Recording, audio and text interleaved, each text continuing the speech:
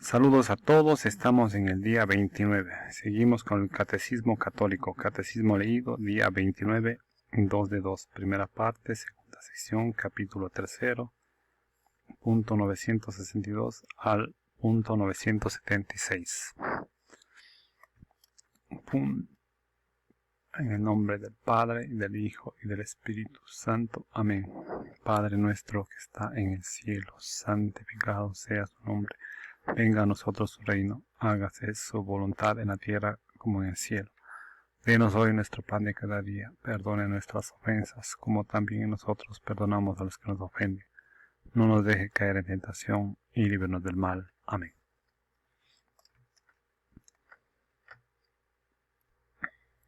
Punto 962.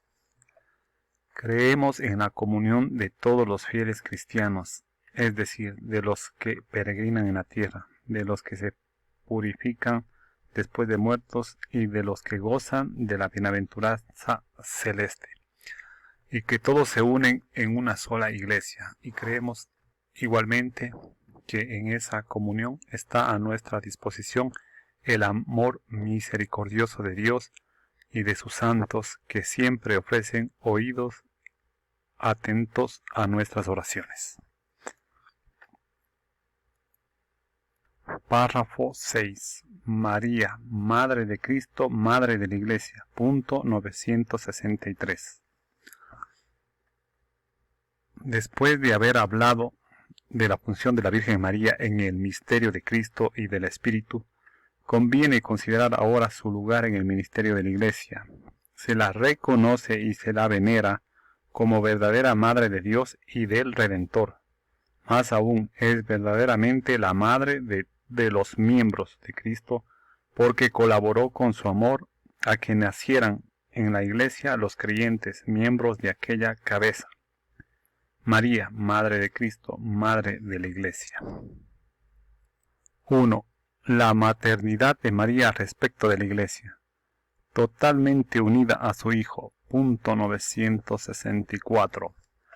La función de María con relación a la Iglesia es inseparable de su unión con Cristo. Deriva directamente de ella. Esta unión de la Madre con el Hijo en la obra de la salvación se manifiesta desde el momento de la concepción virginal de Cristo hasta su muerte. Se manifiesta particularmente en la hora de su pasión. La bienaventurada Virgen avanzó en la peregrinación de la fe y mantuvo firmemente la unión con su Hijo hasta la cruz. Allí, por voluntad de Dios, estuvo de pie, sufrió intensamente con su Hijo y se unió a su sacrificio con corazón de madre, que llena de amor daba su consentimiento a la inmolación de su Hijo como víctima. Finalmente, Jesucristo, agonizando en la cruz, la dio como madre al discípulo de estas palabras, con estas palabras: mujer, ahí tienes a tu hijo. Punto 965.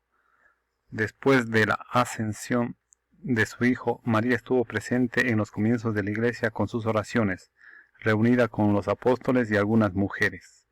María pedía con sus oraciones el don del Espíritu que en la Anunciación le había cubierto con su sombra. También en su asunción. Punto 966. Finalmente, la Virgen Inmaculada, preservada e inmune de toda mancha de pecado original, terminando el curso de su vida en la tierra, fue asunta en cuerpo y alma a la gloria celestial y enaltecida por Dios como Reina del universo, para ser conformada más plenamente a su Hijo, Señor de los señores y vencedor del pecado y de la muerte. La asunción de la Santísima Virgen constituye una participación singular en la resurrección de su Hijo y una anticipación de la resurrección de los demás cristianos. En el parto te conservaste virgen, en tu tránsito no desamparaste al mundo, oh Madre de Dios, te trasladaste a la vida porque eres Madre de la vida y con tu intercesión salvas de la muerte nuestras almas. Ella es nuestra Madre en el orden de la gracia. Punto 967. Por su total adhesión a la voluntad del Padre, a la obra redentora de su Hijo, a toda moción del Espíritu Santo, la Virgen María es para la Iglesia el modelo de la fe y de la caridad. Por eso es miembro muy eminente y del todo singular de la Iglesia, incluso constituye la figura de la Iglesia. Punto 968. Pero su papel con relación a la Iglesia y a toda la humanidad va aún más lejos. Colaboró de manera totalmente singular a la obra del Salvador por su fe, esperanza y ardiente amor para restablecer la vida sobrenatural de los hombres. Por esta razón es nuestra Madre en el orden de la Iglesia, en el orden de la gracia. Punto 969. Esta maternidad de María perdura sin cesar en la economía de la gracia, desde el consentimiento que dio fielmente en la anunciación y que mantuvo sin vacilar al pie de la cruz, hasta la realización plena y definitiva de todos los escogidos. En efecto, con su asunción a los cielos, no abandonó su misión salvadora, sino que continúa procurándonos con su múltiple intercesión los dones de la salvación eterna. Por eso la Santísima Virgen es invocada en la Iglesia con los títulos de abogada, auxiliadora, socorro, mediadora. Punto 970. La misión maternal de María para con los hombres de ninguna manera disminuye o hace sombra a la única mediación de Cristo, sino que manifiesta su eficacia. En efecto, todo el influjo de la Santísima Virgen en la salvación de los hombres brota de la sobreabundancia de los méritos de Cristo.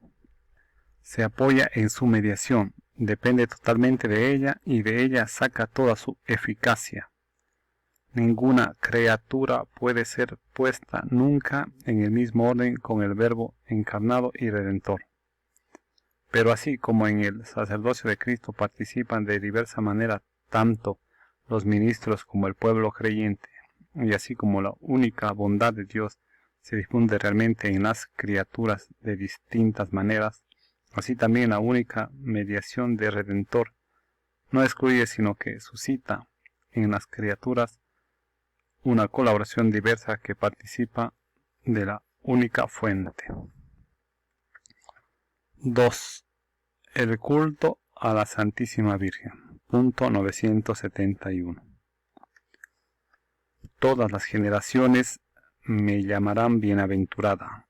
La piedad de la Iglesia hacia la Santísima Virgen es un elemento intrínseco del culto cristiano. La Santísima Virgen es honrada con razón por la Iglesia con un culto especial. Y en efecto, desde los tiempos más antiguos, se venera a la Santísima Virgen con el título de Madre de Dios, bajo cuya protección se acogen los fieles suplicantes en todos sus peligros y necesidades. Este culto, aunque del todo singular, es esencialmente diferente del culto de adoración que se da al Verbo encarnado, lo mismo que al Padre y al Espíritu Santo, pero lo favorece muy poderosamente.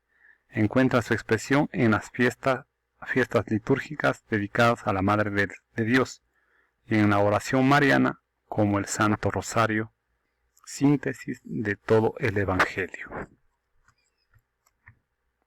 3. María, ícono escatológico de la Iglesia.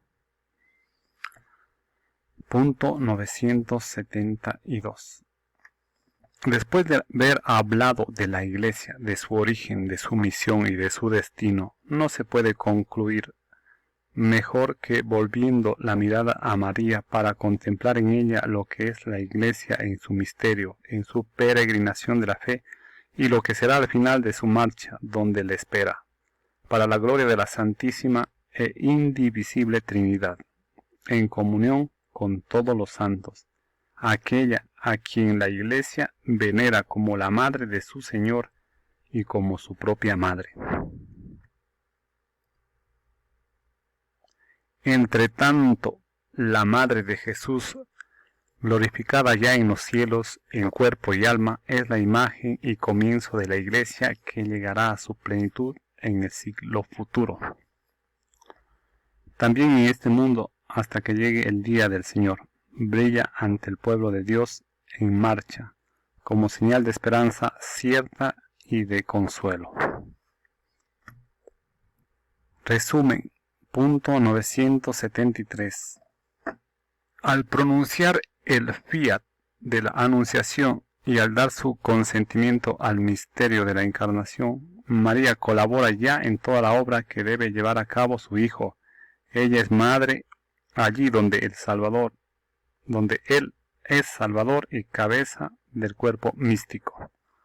Punto 974. La Santísima Virgen María, cumplido el curso de su vida terrena, fue llevada en cuerpo y alma a la gloria del cielo, en donde ella participa ya en la gloria de la resurrección de su Hijo, anticipando la resurrección de todos los miembros de su cuerpo. Punto 975. Creemos que la Santísima Madre de Dios, Nueva Eva, Madre de la Iglesia, continúa en el cielo, ejercitando su oficio materno con respecto a los miembros de Cristo. Artículo 10. Creo en el perdón de los pecados. Punto 976. El símbolo de los apóstoles vincula la fe en el perdón de los pecados a la fe en el Espíritu Santo, pero también a la fe en la Iglesia y en la comunión de los santos. Al dar el Espíritu Santo a sus apóstoles, Cristo resucitado les confirió su propio poder divino de perdonar los pecados. Recibid el Espíritu Santo. A quienes perdonéis los pecados les quedan perdonados, y a quienes se los retengáis les quedan retenidos. La segunda parte del Catecismo tratará explícitamente del perdón de los pecados por el bautismo, el sacramento de la penitencia y los demás sacramentos, sobre todo la Eucaristía. Aquí basta con evocar brevemente y por tanto algunos datos básicos. Hasta aquí el punto 976. Continuaremos con el punto 977 en el próximo video. Gracias.